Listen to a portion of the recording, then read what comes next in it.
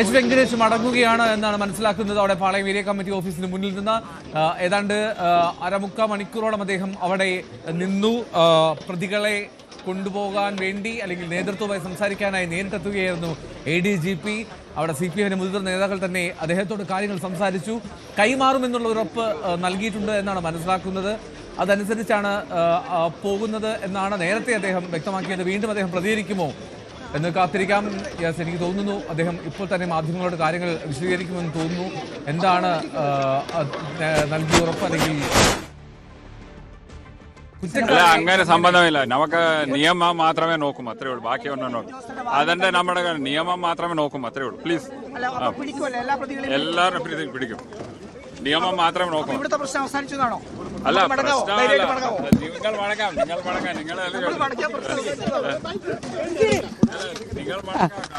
നിങ്ങൾ നടപ്പിലാക്കും ഉറപ്പായിട്ടും.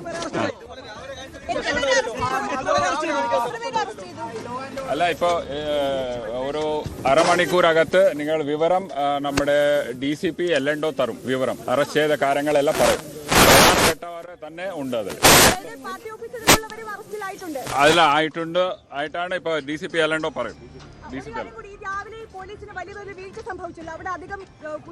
അല്ല, അതിലെ ഉണ്ടായിരുന്നു. അത് കുറച്ചു അവർ ചെറിയ പ്ലാനിങ്ങിൽ അങ്ങോട്ടും ഇങ്ങോട്ടായി. പക്ഷേ അവർ ആൾക്കാരുണ്ടായിരുന്നു, നമ്മുടെ പ്രോപ്പർ അറേഞ്ച്മെന്റ് ഉണ്ടായിരുന്നു. അത് ചെറിയ അങ്ങോട്ടും ഇങ്ങോട്ട് പെട്ടെന്ന് ഉപദ്രവമായിട്ട് വന്നത് കൊണ്ടാണ് ഈ പ്രശ്നം വന്നത്. പക്ഷേ എല്ലാ തീർച്ചയായിട്ടും നമുക്ക് നോക്കും. ലോ ആൻഡ് ഓർഡർ DCP കാര്യങ്ങൾ വിശദീകരിക്കുമെന്നാണ് എച്ച് വെങ്കടേഷ് ADGP പറഞ്ഞത്. അല്പസമയത്തിനകം തന്നെ DCP അറസ്റ്റിന്റെ വിവരങ്ങൾ ഉൾപ്പെടെ നൽകുമെന്ന് എച്ച് വെങ്കടേഷ് പറയുന്നു. ഡാൻ, അപ്പോൾ DCP മടങ്ങുകയാണെന്ന് തോന്നുന്നു. അപ്പോൾ ബാക്കി എങ്ങനെയാണ് ഈ സമാജത്തിലേക്ക് എത്തിയത്? പ്രവർത്തകരെ അവിടെ എത്തിക്കാമെന്നുള്ള നിലപാടിൽ തന്നെയാണോ CPM? അതായത് ഈ എത്ര പേരെയാണ് ഇതിനോടകം കസ്റ്റഡിയിൽ എടുത്തിരിക്കുന്നത് എന്ന കാര്യത്തിലേക്ക് ഒരു വ്യക്തത വരേണ്ടതുണ്ട്. പക്ഷേ അല്പസമയത്തിനകം ആ കാര്യത്തിലൊരു ധാരണയുണ്ടാകും. DCP എല്ലാണ്ടോ ക്രമസമാധാന ചുമതലയുള്ള DCP അല്പസമയത്തിനകം എത്ര പേരെയാണ് കേസുമായി ബന്ധപ്പെട്ട ഇതിനോടകം കസ്റ്റഡിയിൽ എടുത്തിരിക്കുന്നത്, തുടർ നടപടികൾ എങ്ങനെയായിരിക്കണം എന്ന കാര്യമൊക്കെ മാധ്യമങ്ങളോട് തന്നെ വിശദീകരിക്കുമെന്നാണ് ADGP തന്നെ വ്യക്തമാക്കിയിരിക്കുന്നത്. ഇപ്പോൾ അദ്ദേഹം ഇവിടെ നിന്ന് മടങ്ങിയിരിക്കുന്നു. DIG മടങ്ങിയിരിക്കുന്നു. ഇനി 2 ഡെപ്യൂട്ടി കമ്മീഷണർമാരാണ് അവരുടെ സാന്നിധ്യത്തിലാണ് ബാക്കി നടപടികൾ ഏകോപിപ്പിക്കേണ്ടത്. ഒരുപക്ഷെ അവർ ഇവിടെ വെച്ച് മാധ്യമങ്ങളെ കണ്ടേക്കും. എത്ര പേരെയാണ് ഇതിനോടകം കസ്റ്റഡിയിൽ എടുത്തിരിക്കുന്നത്, തുടർ നടപടി എങ്ങനെയായിരിക്കും എന്ന കാര്യമടക്കം ഇപ്പോൾ വ്യക്തമാക്കും.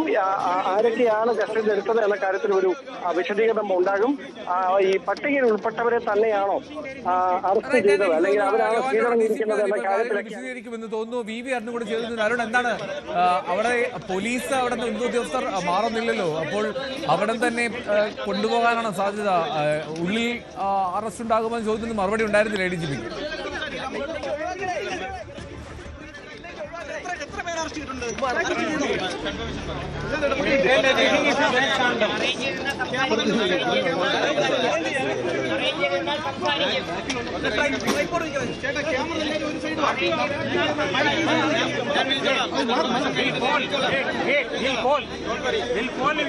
വിളിച്ചോളാന്ന് പറഞ്ഞില്ലേ, നിങ്ങൾ മാറിക്കൊടുക്കേ.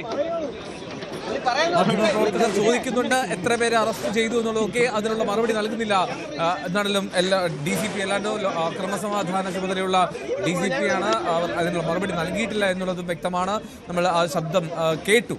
എന്താണെങ്കിലും എന്താണ് അവിടെ സംഭവിക്കുന്നത് എന്നുള്ളത് ഇപ്പോഴും വളരെ നാടകീയമായി തന്നെ നിൽക്കുന്നു.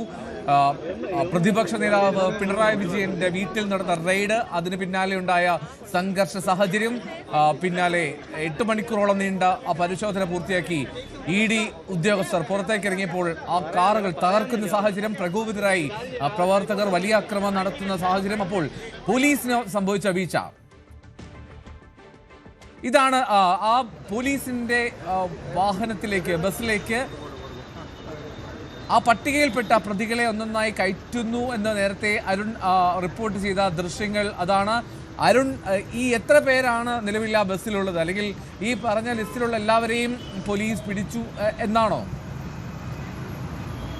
6 പ്രതികളെയാണ് ഇപ്പോൾ CPM കൈമാറിയിരിക്കുന്നത്. പോലീസിന്റെ കർശന നിലപാട് പ്രതികളെ ഓഫീസിൽ കയറി തന്നെ പിടികൂടും, അല്ലെങ്കിൽ അവരെ അവിടെ വെച്ച് കൈമാറണം എന്നുള്ളതായിരുന്നു. പക്ഷെ CPM അതിന് അനുവദിച്ചില്ല. അങ്ങനെ പാർട്ടി ഓഫീസിൽ കയറി, ഏരിയ കമ്മിറ്റി ഓഫീസിൽ കയറി പ്രതികളെ കൈമാറാൻ പിടികൂടാൻ അനുവദിക്കില്ലെന്നായിരുന്നു CPM നിലപാട്. ഒടുവിൽ അത് തന്നെ വിജയിച്ചു. പോലീസ് CPM-ന് കീഴടങ്ങുന്നു. CPM പറഞ്ഞതുപോലെ പ്രവർത്തകരെ 6 പ്രവർത്തകരെ ബേക്കറി ജംഗ്ഷനിൽ റിസർവ് ബാങ്കിന് ഓഫീസിന് തൊട്ട് മുന്നിൽ വെച്ച് പോലീസ് വാഹനത്തിലേക്ക് CPM നേതാക്കൾ കൊണ്ടുചെന്ന് എത്തിച്ചു.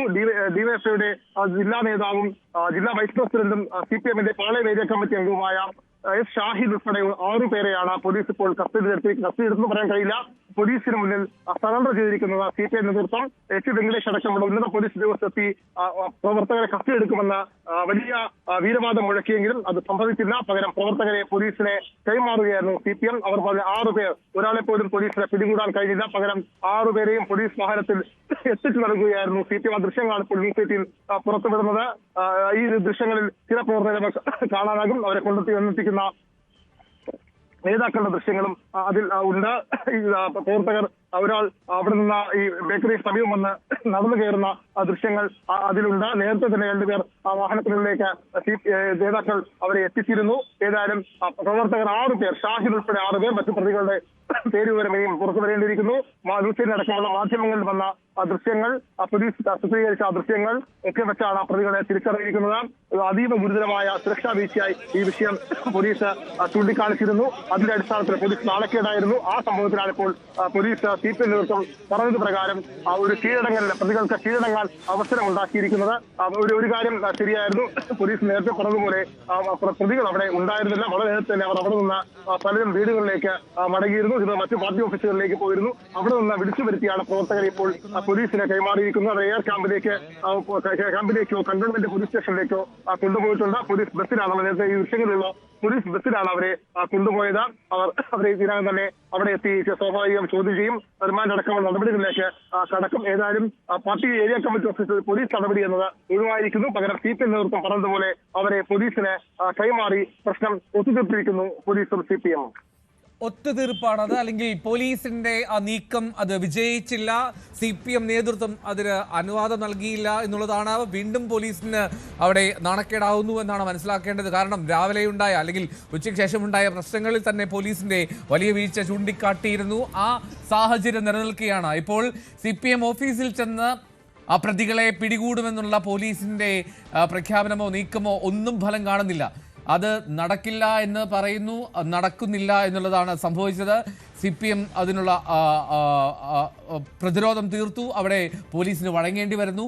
ഇപ്പോൾ പോലീസ് വാഹനം തൊട്ടപ്പുറത്ത് മാറ്റി നിർത്തി അവിടേക്ക് ആ പ്രവർത്തകരെ, ലിസ്റ്റിലുണ്ടായിരുന്ന പ്രവർത്തകരിൽ 6 പേരെ എത്തിക്കുന്ന സാഹചര്യമാണ് ഉണ്ടായത് എന്നുള്ളതാണ്. എന്താണെങ്കിലും ലോ ആൻഡ് ഓർഡർ DCP അല്പസമയത്തിനകം തന്നെ അതിൽ വിവരങ്ങൾ കൈമാറും എന്ന് പ്രതീക്ഷിക്കാം.